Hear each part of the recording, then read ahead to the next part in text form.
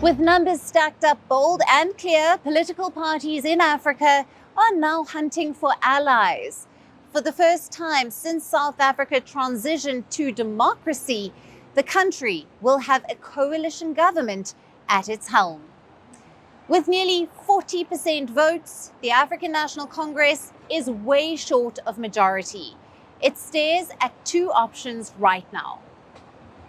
Now, number one is to negotiate a coalition government. And number two is to persuade other parties to back Ramaphosa's re-election in parliament to allow him to form a minority administration which would rely on other groups for support to pass budgets and legislation.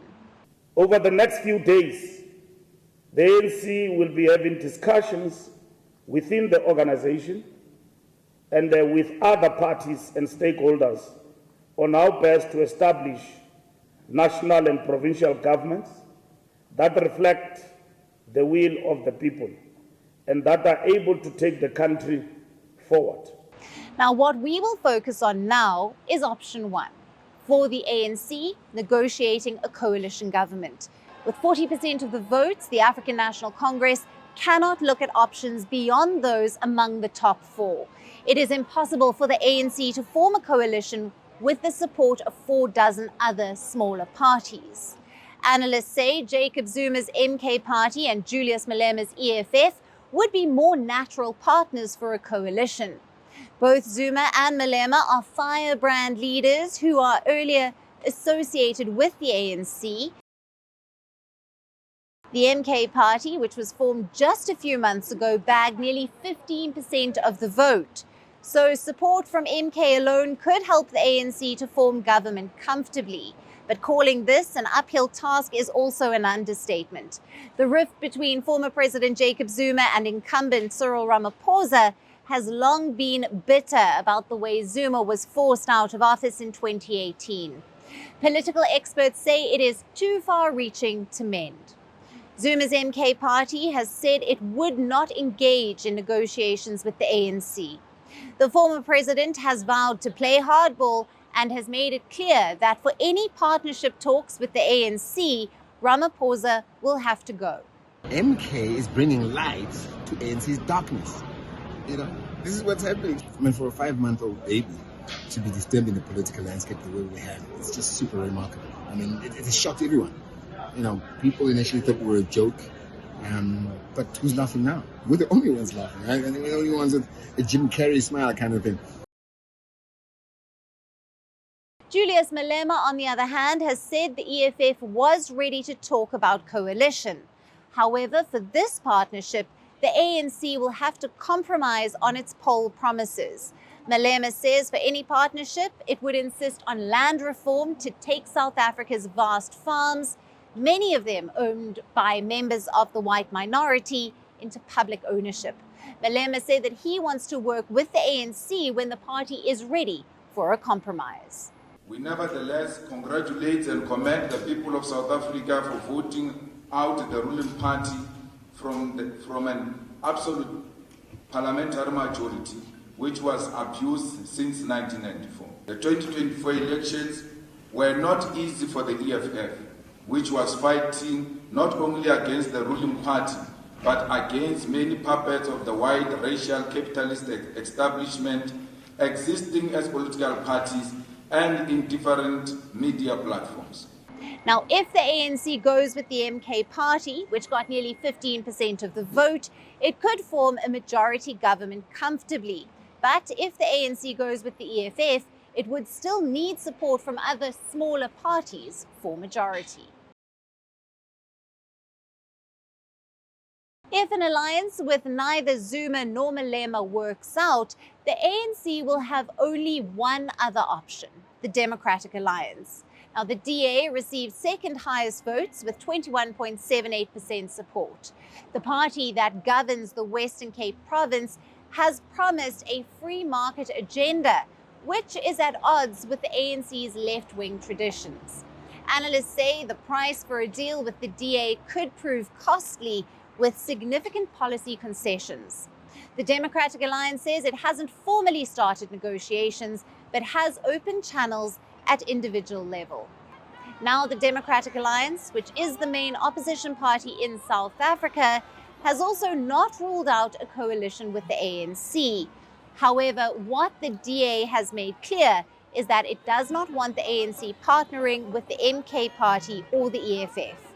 The DA, which has vowed to rescue South Africa, has called this a doomsday coalition. Well, look, I mean, I think it's a very good day for South Africa. When I said, tomorrow is a better country, well, today is a better country.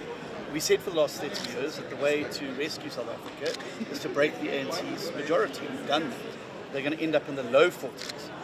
And that obviously opens up a whole new universe for politics in South Africa. The opposition party has also not ruled out allowing the ANC to attempt to rule alone.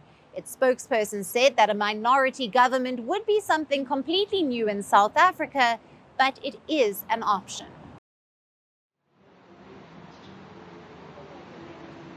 Kani, coming back to you, talking about coalitions. Coalitions require compromise. What kind of challenges are these South African political parties facing now?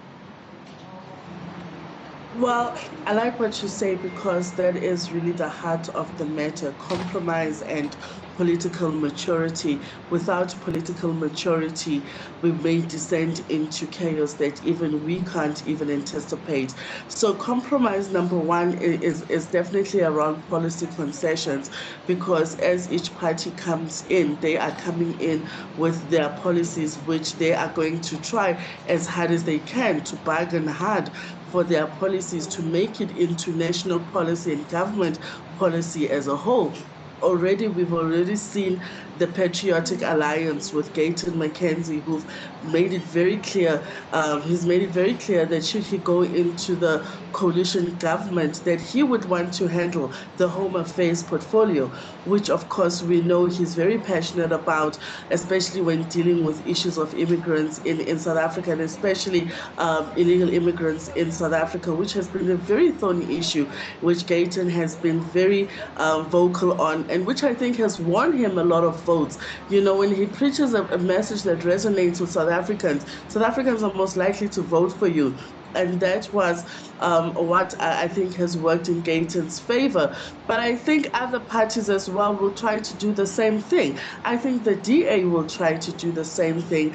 And I'm a little bit worried, or a little bit more anxious about that, because the DA has some very dangerous policies.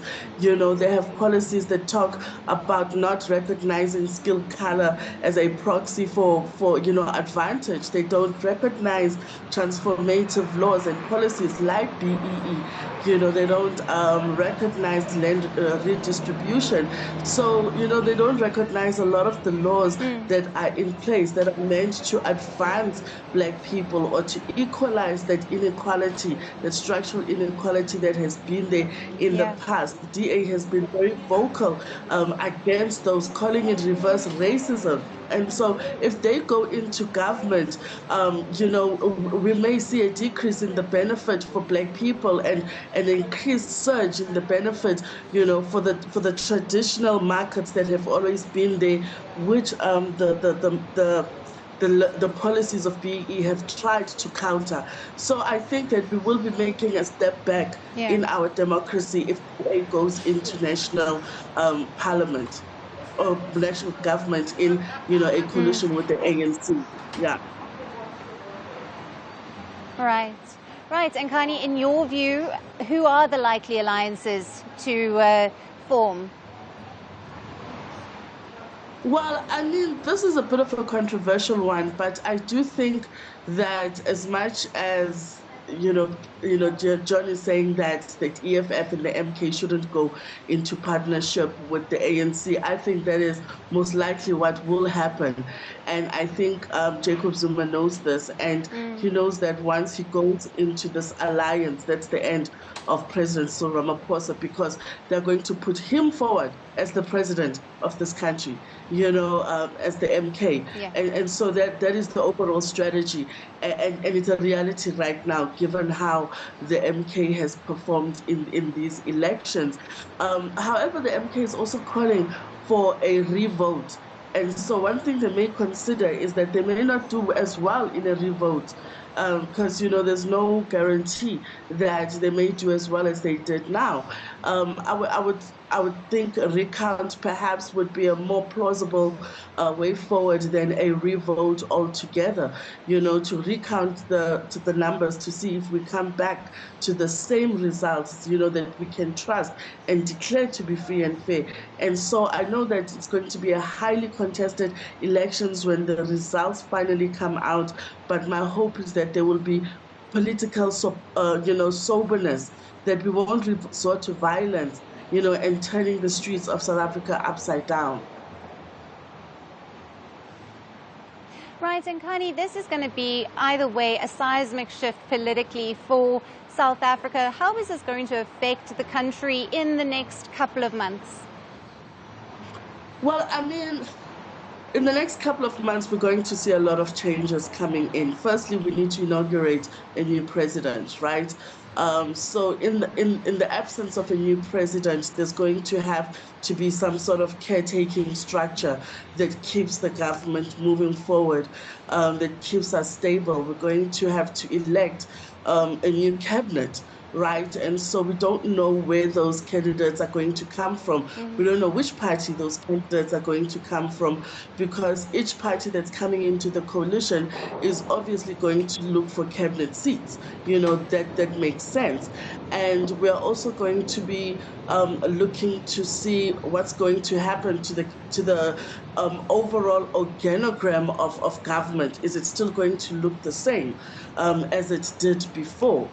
We have ministers, we have deputy ministers, we have our provincial level with the premier and his cabinet, and we have local government. So I'd be interested to know if there's going to be any changes to the actual institutional design of the country, because we know that the DA is a federal party, they believe in federal states, and the ANC doesn't. So those are already two different ideologies coming together.